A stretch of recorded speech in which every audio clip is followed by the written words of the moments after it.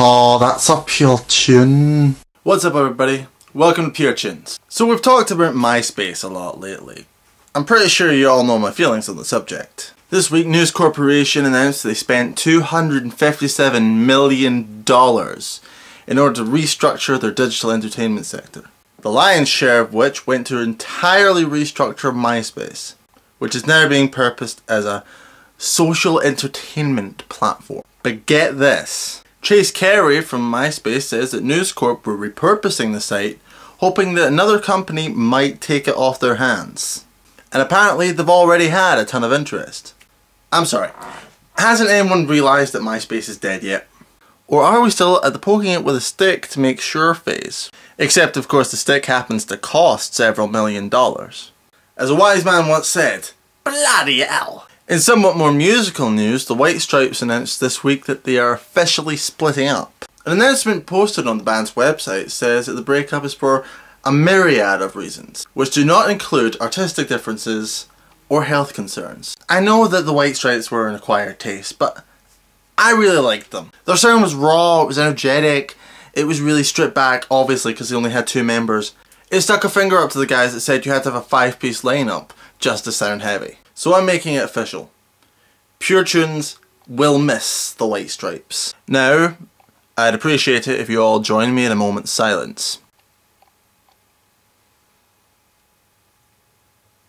Well, I'm glad that's over. Moving on. And yes, I know this next story isn't particularly musical either. I know I'm a bit of a failed music journalist. But it has to be said, I'm as happy as a pig in Chardonnay that Beavis and Butthead are coming back to MTV. The channel announced that new episodes of the iconic cartoon show would be aired later on this year. And Rolling Stone speculated that series creator Mike Judge might return to voice both characters. However, other than that, not a lot of details have come out as to what format the show will take, let alone anything else. So, worst case scenario. The show comes back as a computer generated animation and starts offering guest spots to the cast of Jersey Shore. But hey, it'll still be better than reruns of 16 and Pregnant.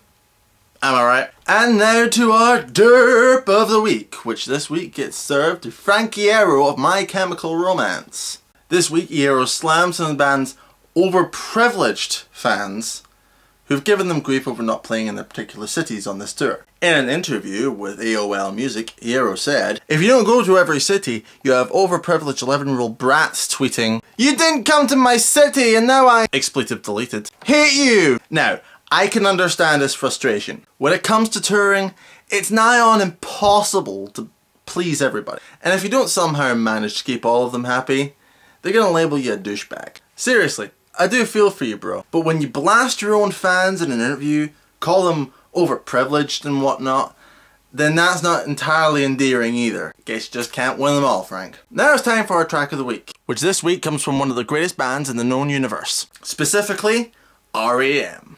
The band have just released Mine Smell Like Honey, the first single from their brand new album Collapse Into Now. Needless to say, it rocks. So go check it out. Remember, if you want us to feature your band or want to suggest some stories we cover, send us an email at puretunesmusic@googlemail.com. And if you want to chime in about some of the stories we covered this week, make sure to leave your responses in the comment section below. But that's all for this week. I've been Jimmy Richards, and this has been Pure Tunes. I love your face.